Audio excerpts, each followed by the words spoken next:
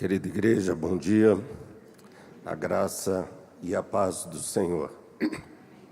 Graças a Deus, Jesus ressuscitou. Uma feliz Páscoa a todos. E porque Cristo ressuscitou, estamos aqui. Vamos mais uma vez orarmos ao nosso Deus. Pai querido e santo, bom é estarmos em Tua casa, bom é louvarmos o Teu nome, bom é estarmos na comunhão dos santos. Bom, Pai, é Te agradecer, porque Cristo morreu na cruz, mas ressuscitou, e aqui estamos, pelo Teu amor, graça, bondade, misericórdia. Louvado seja o Teu nome. Obrigado, Senhor, pela Tua palavra, que vamos lê-la agora e meditar nela. Que o Senhor fale conosco, Pai, que possamos ouvir a Tua voz, sermos abençoados e edificados por Ti. Usa-nos para a Tua honra, para a Tua glória, para o Teu louvor, ó Pai, como instrumento Teu em Tuas mãos. Assim Te oramos agradecidos em nome de Jesus. Amém. Querida igreja, vamos abrir a palavra em João, Evangelho de João, capítulo 20.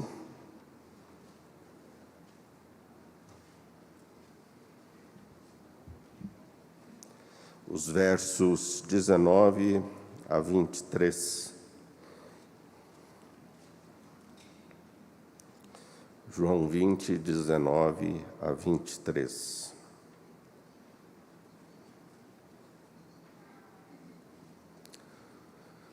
Jesus, naquela manhã de domingo, um domingo como esse, bem cedinho, ainda com o sol abrindo, ele apareceu às mulheres ali no sepulcro, dentre elas Maria, e logo depois Jesus apareceu aos 2 discípulos no caminho de Emaús, e mais à tardinha, no final do dia, já à noite, Jesus aparece aos seus discípulos naquele domingo. E nos diz o texto: ao cair da tarde daquele dia, o primeiro da semana, trancadas as portas da casa onde estavam os discípulos, com medo dos judeus, veio Jesus, pôs-se no meio e disse-lhes: paz seja convosco. E dizendo isso, lhes mostrou as mãos e o lado. Alegraram-se, portanto, os discípulos ao verem o Senhor. Disse-lhes, pois, Jesus outra vez: paz seja convosco. Assim como o Pai me enviou, eu também vos envio. E havendo dito isto, soprou sobre eles e disse-lhes: recebei o Espírito Santo. Se de alguns perdoardes os pecados, são-lhes perdoados, e lhos retiverdes, são retidos. Palavra do Senhor aos nossos corações nesta manhã. Nós queremos falar nesta manhã sobre os benefícios da ressurreição de Jesus Cristo. E ao lermos esse texto, nós encontramos aqui pelo menos 6 benefícios. E o primeiro deles é que a ressurreição, ela vindicou o nome de Cristo. Ou seja, tudo aquilo que Jesus disse e fez durante todo o seu ministério, agora na sua ressurreição, tudo é comprovado.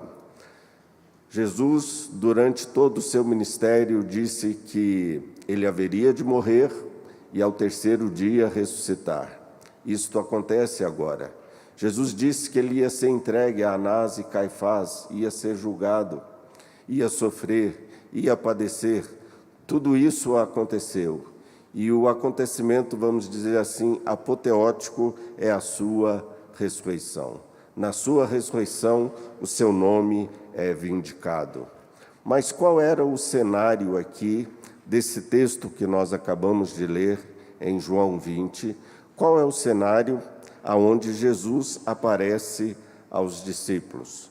O texto nos diz: ao cair da tarde.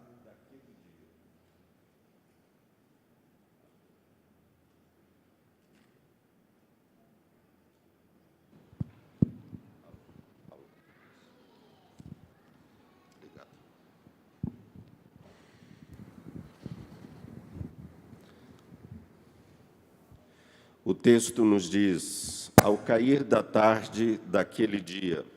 Que dia era esse? O primeiro dia da semana, quando Jesus ressuscitou.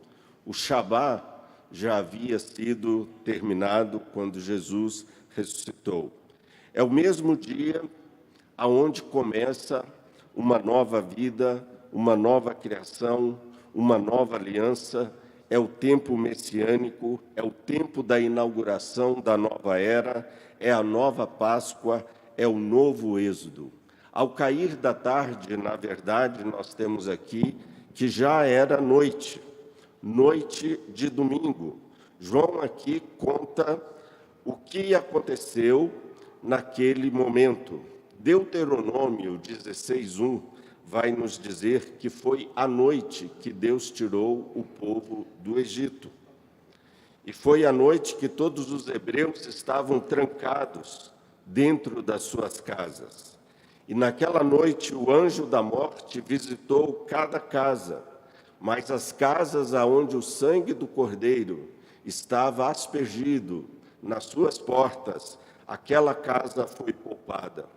E agora aqui Jesus, o próprio Cordeiro Pascal, que derramou seu sangue na cruz, visita esta casa onde seus discípulos estão reunidos, trazendo vida e alegria. Nos diz o texto que as portas estavam trancadas e Jesus atravessa aquele lugar fechado.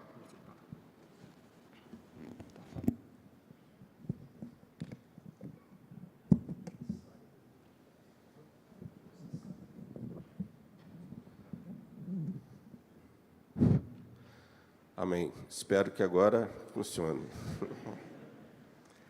As portas estavam trancadas, irmãos. Imaginem, tudo hermeticamente fechado. E Jesus atravessa aquele lugar. Obviamente, seu corpo é diferente. Como é que Jesus atravessa aquele lugar hermeticamente fechado? Na nossa língua em português, isso não está tão claro, mas na língua grega em que o texto foi escrito, é usado um verbo muito forte, o verbo kleio, que não é simplesmente fechar só com a chave, mas também é fechar com a trave, com o ferrolho, com a tranca, algo bem fechado, hermeticamente fechado, ou seja, não tinha como alguém entrar. As portas estavam trancadas. Essas portas trancadas são simbólicas. O teólogo dinamarquês Søren Kierkegaard, em um dos seus livros, ele disse algo muito interessante. Ele disse que Jesus só entra por portas fechadas. Já parou para pensar nisso? Que Jesus só entra por portas fechadas? Não existe nenhum ser humano com as portas abertas para Jesus. Todo coração de todo ser humano é um coração trancado. Por isso, a presença de Jesus em um coração é um milagre. É Jesus quem entra. Não somos nós que lhe abrimos as portas, mas é Jesus quem entra. As portas trancadas, portanto, são um emblema, um símbolo. Estavam ali reunidos os discípulos, nos diz o texto. Provavelmente havia ali, no mínimo, 10 pessoas, porque Judas, o traidor, não estava ali, e Tomé também não estava ali. Jesus iria aparecer a Tomé um pouco mais adiante. Mas alguns acham que não estavam ali reunidos apenas os 10 discípulos. Em Atos 1,14, diz-nos que as mulheres e a mãe e os irmãos de Jesus e outros discípulos também estavam reunidos no cenáculo após a ascensão de Jesus. O texto nos diz também que eles estavam com medo dos judeus. Imaginem, irmãos, os discípulos eram seguidores de Jesus. E Jesus havia sido morto por um crime de lesa majestade e também por infringir a lei dos judeus, segundo os judeus que o crucificaram. Os judeus mataram a Jesus, mas os romanos também. Afinal de contas, Jesus foi uma vítima de uma armação política religiosa. Mas nós sabemos que nem foram os judeus, nem foram os romanos, nem foi ninguém que matou Jesus, mas ele entregou a sua vida voluntariamente. Se a oferta não fosse voluntária, ela não seria aceita por Deus. Por isso, Jesus, como cordeiro, como oferta voluntária, ele se entregou voluntariamente. Mas os discípulos temiam a fúria dos judeus, estavam com medo, temiam os próprios soldados romanos que prenderam e crucificaram a Jesus. Estavam ali atemorizados, escondidos, trancafiados, sem coragem, e inclusive sem coragem de testemunharem publicamente acerca de Jesus. Afinal, Jesus era um condenado. E por causa do medo, estavam perturbados, inquietos, as portas estavam trancadas. Esse, irmãos, é o cenário do texto, aonde Jesus aparece. E nesse cenário, eu queria compartilhar com os irmãos alguns benefícios, além da vindicação do nome de Jesus. O segundo benefício é que a ressurreição de Cristo nos traz a paz e todos os seus benefícios. Nós estamos num mundo em guerra, guerras ideológicas, guerras políticas, guerras físicas, vamos assim dizer, a Ucrânia e a Rússia e outros países, a Síria até hoje, mas estamos num mundo em guerra. Quando Jesus entra naquela casa, ele diz: Shalom Aleichem, Shalom Aleichem, a paz seja convosco. Jesus entra por aquela porta trancada e diz: paz seja convosco. Shalom Aleichem é uma frase usada até hoje em Israel. Shalom, como já temos dito, é a igreja. Shalom é a posição correta do homem diante de Deus. Shalom é a paz entre Deus e o ser humano. Shalom é a paz entre o ser humano e o seu próximo. Shalom é a paz do ser humano com a própria natureza. Shalom, irmãos, é a realização plena do ser humano enquanto gente, enquanto pessoa. Shalom é um estado de espírito imperturbável. É uma paz que nós temos independente das circunstâncias. Shalom é um dom do Espírito, é um dom de Deus, é um dom nos dado por Cristo que ressuscitou. O fruto do Espírito é a paz. Um teólogo do Novo Testamento muito conhecido, Donald Carson, um teólogo protestante e conservador, ele nos fala sobre o Shalom como sendo um termo abrangente usado para denotar o bem-estar absoluto que caracteriza o povo de Deus, uma vez inaugurado o reino escatológico. Essa paz é o estado da nova era inaugurado por Jesus.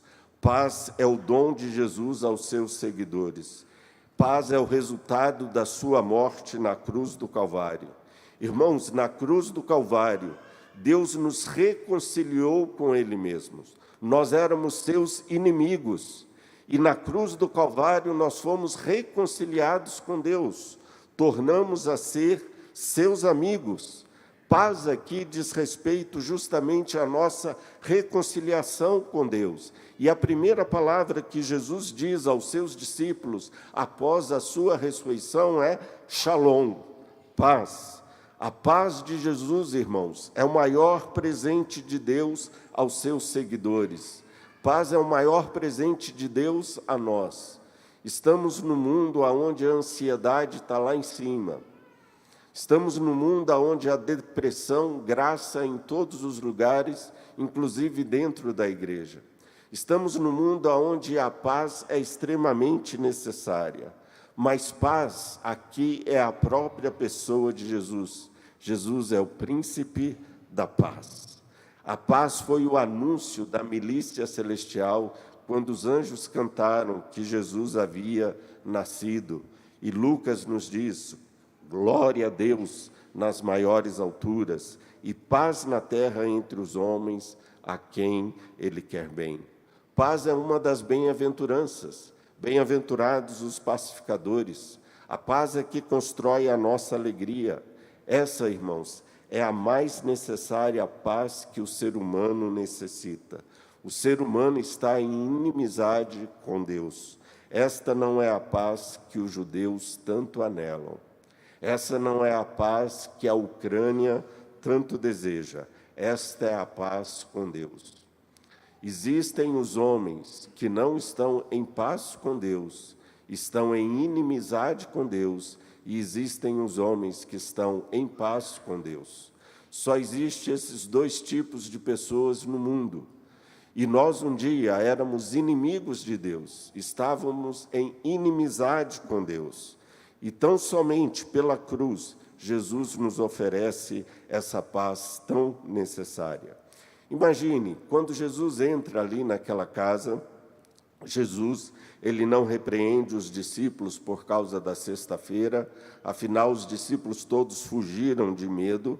Jesus ali não os repreende, os discípulos abandonaram Jesus justamente no momento da sua prisão, mas Jesus aqui é meigo, Jesus transmite paz.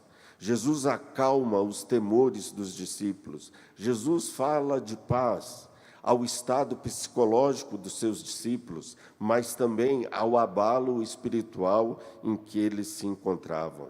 Jesus fala de paz e não de culpa. Jesus fala de paz e não de denúncias e de falhas dos seus discípulos. Isso é, irmãos, o que o ser humano, cheio de culpa, cheio de falhas, precisa dessa paz. O pecado nos deixa inquieto, o pecado tira-nos a paz. E é essa paz que cobre multidão de pecados, essa paz que nos traz cura para as nossas falhas humanas, essa paz que nos reconcilia com Deus, é a paz que só Jesus pode dar. Vejam o verso 20. E dizendo-lhe isto, lhes mostrou as mãos e o lado. Alegraram-se, portanto, os discípulos ao verem o Senhor. As mãos e o lado. Não era um fantasma. Na descrição de Lucas desse episódio, Lucas fala que os discípulos acharam que era um fantasma. Afinal, Jesus entrou num lugar hermeticamente fechado. Eles achavam que literalmente estavam vendo um espírito, um fantasma. Vejam Lucas capítulo 24, verso 38 a 40. Mas ele lhes disse: por que estáis perturbados? Os discípulos estavam perturbados. E por que sobem dúvidas ao vosso coração? Vede as minhas mãos e os meus pés, que sou eu mesmo. Apalpai-me, verificai, porque um espírito não tem carne nem ossos, como vedes que eu tenho. Dizendo isso, mostrou-lhes as mãos e os pés. É interessante, porque esta é a segunda vez em que a identificação de Jesus nos é dada a partir das marcas das suas mãos, do seu lado e dos seus pés. João fala apenas das mãos e do lado. Lucas acrescenta os pés. É a segunda vez. Antes desse episódio, Jesus apareceu aos dois discípulos que estavam no caminho de Emaús. Eles não reconheceram Jesus, não sabiam que aquele era Jesus. Então, notem que ao mesmo tempo que Jesus estava num corpo glorificado, vamos assim dizer, um corpo diferente, ele ainda preservava a sua identidade, mas nem todos o identificavam. Como Maria, no início, não identificou Jesus ali no jardim. E agora os dois discípulos no caminho de Emaús também não identificam Jesus. E os discípulos acham que ele é um fantasma. Mas nos diz que os dois discípulos de Emaús foram com Jesus para casa e foram tomar a ceia. E o que nos diz o texto? É interessante o texto lucano. Nos diz que, ao partir do pão, os olhos dos discípulos foram abertos. Imaginem que o pão era um pão sírio, como é o pão até hoje em Israel. Aquele pão redondo, aquela bolachona, vamos assim dizer. E como é que o pão era partido? O pão era partido assim. E no momento que Jesus parte o pão, o que acontece? As marcas de suas mãos ficam visíveis. E ali os olhos dos discípulos são abertos. Jesus está dizendo: sou eu mesmo, não é um fantasma. Jesus era plenamente humano antes e depois da sua ressurreição. Jesus está mostrando que ele é aquele que foi morto na cruz do Calvário, e ele está agora entre os seus discípulos. Mas o terceiro benefício da ressurreição de Jesus, nesse texto, é que ele nos traz alegria. O que nos diz o texto? Alegraram-se, portanto, os discípulos ao verem o Senhor. Longe de Cristo, irmãos, há pavor, há medo. Longe de Cristo, as portas estão trancadas. Longe de Cristo, o ambiente é tenso. Longe de Cristo havia incerteza. Longe de Cristo, eles não sabiam o que ia acontecer. O horizonte era sombrio. Longe de Cristo, havia um turbilhão de dúvidas. Além do mais, havia a culpa, porque tinham deixado Cristo só. Longe de Cristo não havia o shalom. Longe de Cristo não havia alegria. Mas a presença de Jesus muda o ambiente. A presença de Cristo muda as vidas. A presença de Cristo traz paz e alegria. A presença de Jesus não nos traz apenas a paz, mas nos traz também a alegria. E paz e alegria, nós sabemos, é fruto do Espírito Santo de Deus. Por isso nós sabemos que Jesus é aquele que nos transmite o fruto do Espírito, é aquele que nos transmitirá o próprio Espírito, como nós vamos ver aqui, Jesus transmitindo o seu Espírito aos seus discípulos. Jesus já havia dito, capítulo 14 de João, verso 27, deixo-vos a paz, a minha paz vos dou, não vou-la dou como o mundo a dá, não se turbe o vosso coração, nem se atemorize. É uma paz independente das circunstâncias. Como nós precisamos dessa paz. Jesus nos fala que ele nos trouxe também a alegria. Um texto emblemático de João 16, verso 22, Jesus diz assim: assim também agora vós tendes tristeza, mas outra vez vos verei, o vosso coração se alegrará, e a vossa alegria ninguém poderá tirar. Ninguém pode tirar a alegria que só Jesus pode dar. Esse foi o cumprimento das palavras de Jesus aos seus discípulos no seu discurso de despedida, de que eles teriam tristeza enquanto o mundo se alegrava, mas que a sua tristeza se transformaria em alegria duradoura quando o vissem novamente. As Escrituras e o que Jesus disse está sendo cumprido.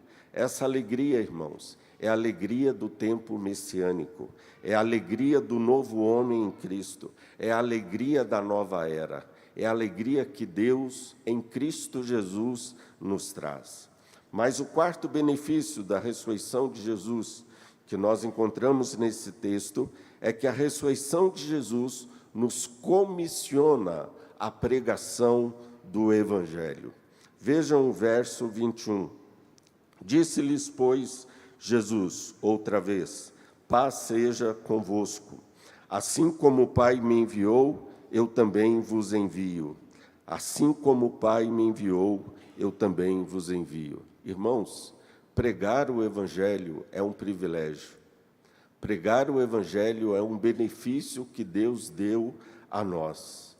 O profeta nos diz quão formosos são os pés daqueles que anunciam as boas novas.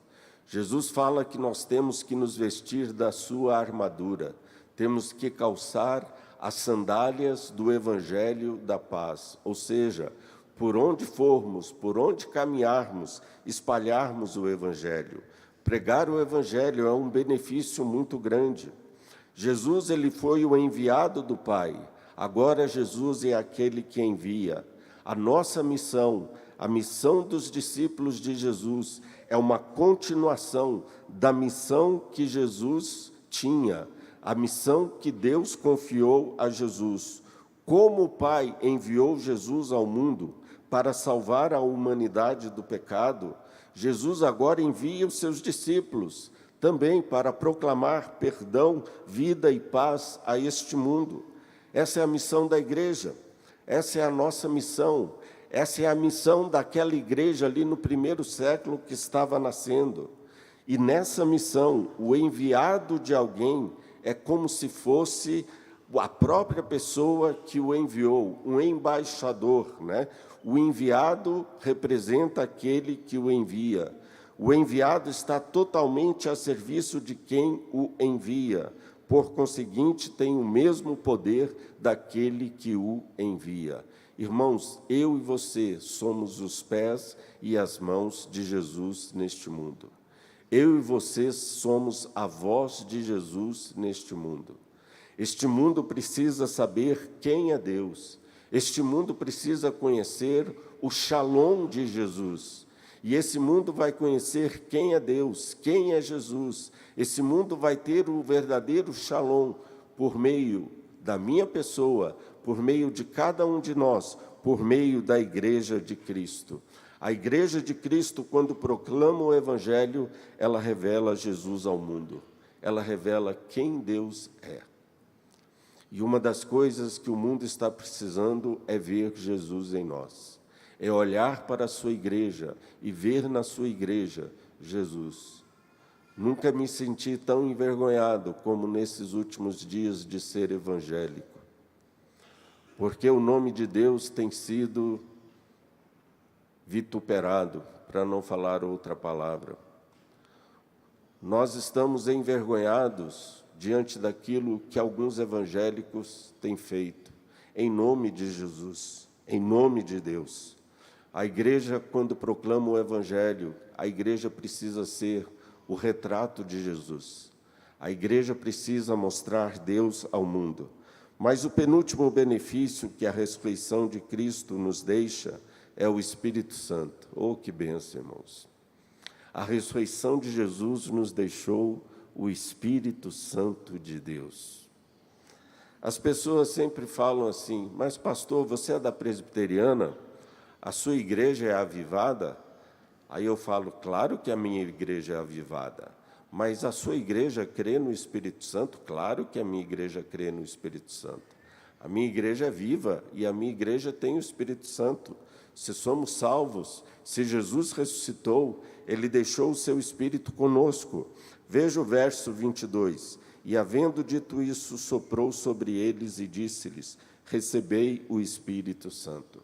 Aqui temos um outro versículo emblemático. O Espírito Santo ainda não havia sido dado no Pentecostes. Jesus ainda não havia sido, de forma definitiva, glorificado. Porque Jesus prometeu que, quando Ele fosse glorificado, o Espírito Santo iria ser enviado. João 14, 16, Jesus nos diz, e eu rogarei ao Pai, e Ele vos dará outro Consolador, a fim de que esteja para sempre convosco. Este também, vamos dizer assim, isso que acontece aqui em João, é um prenúncio do Pentecostes. Agora, o que é emblemático nesse texto é que Jesus soprou. E essa expressão, Jesus soprou, é a mesma expressão que nós vamos encontrar lá no Éden, em Gênesis, capítulo 2, quando Deus sopra nas narinas de Adão, e Adão se torna uma alma vivente. Na língua grega, lá em Gênesis, na Septuaginta, é a mesma palavra usada aqui. Esse sopro de Jesus, que é também o sopro de Deus, nos lembra o Éden, nos lembra o sopro que transmite vida.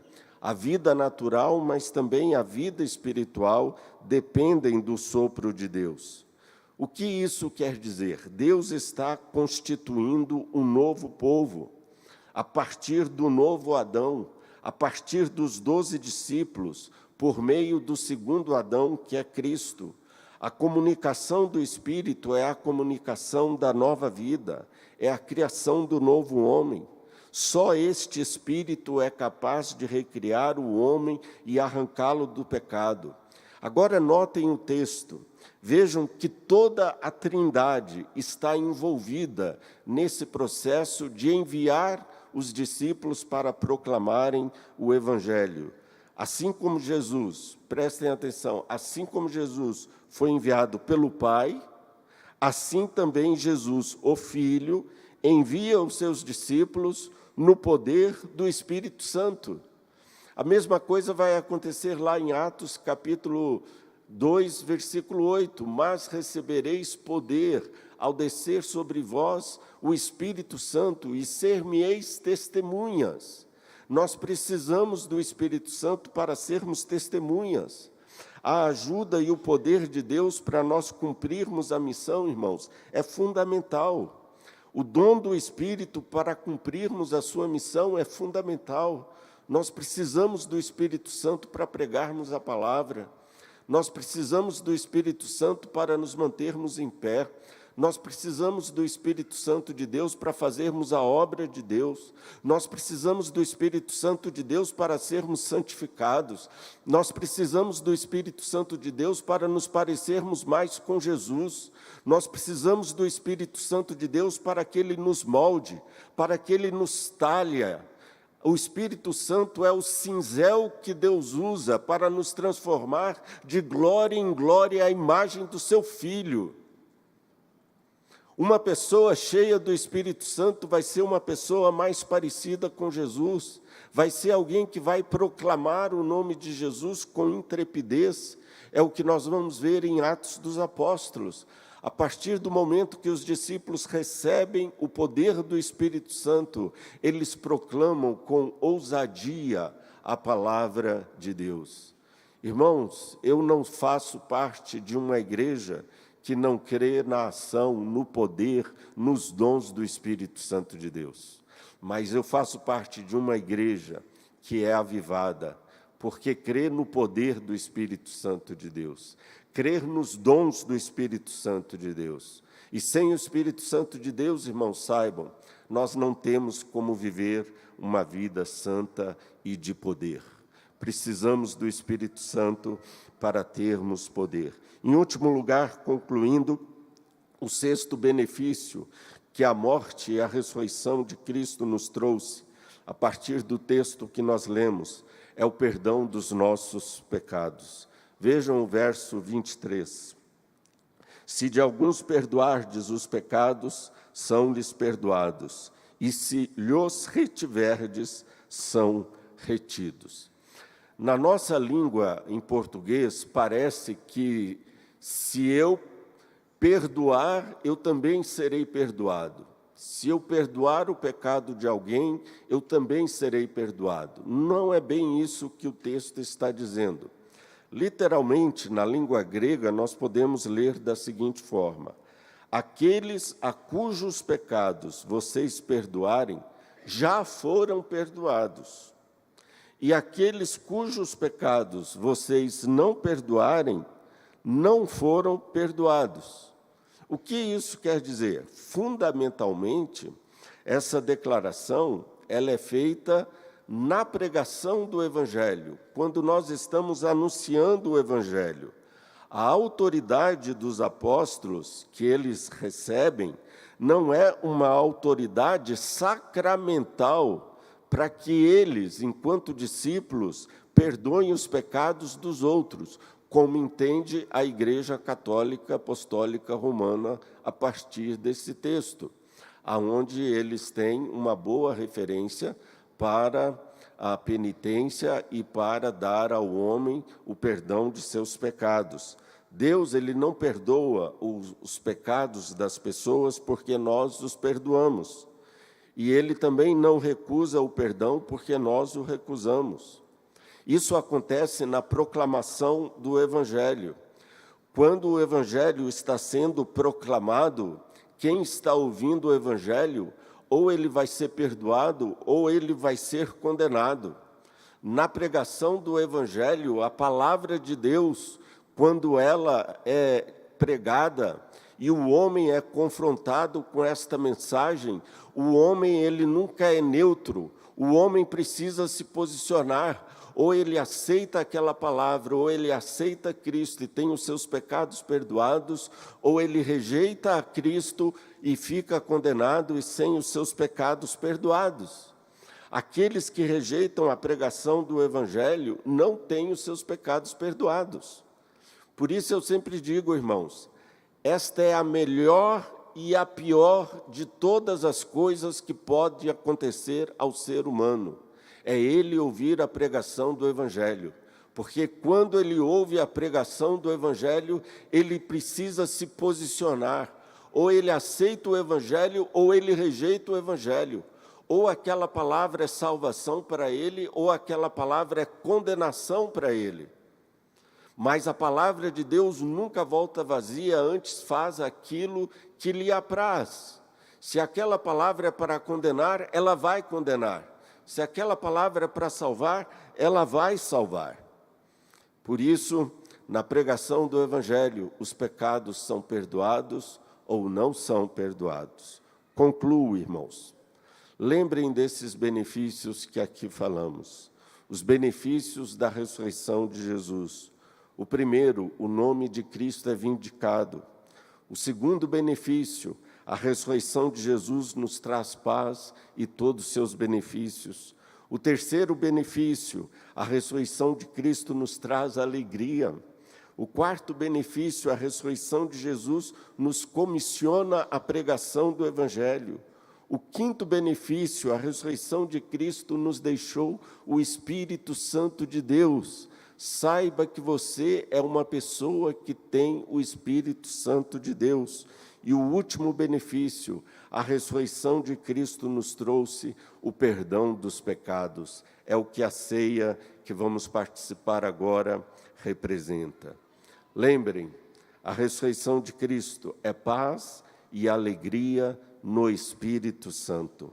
A ressurreição de Cristo é a nossa reconciliação com Deus, a nossa paz. Você já experimentou essa paz? Você tem essa alegria? Deixe Cristo entrar em sua vida. Deixe Cristo entrar em sua casa. Você que nos ouve pela internet, você precisa dessa paz? Deixe Cristo entrar na sua vida. Você precisa ter alegria? Deixe Cristo entrar em sua vida. Irmãos, estou terminando. Jesus é aquele que transforma o nosso pranto em dança. Saiba disso. Jesus é aquele que transforma o nosso pranto em dança. Nós temos um texto muito lindo em Jeremias. Grave esse texto na sua Bíblia. Jeremias 31, 13. Olha que texto lindo. Vamos ler juntos.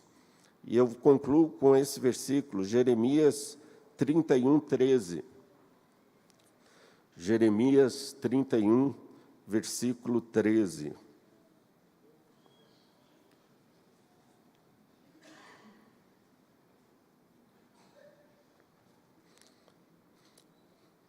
Jeremias 31, 13. Vamos ler juntos?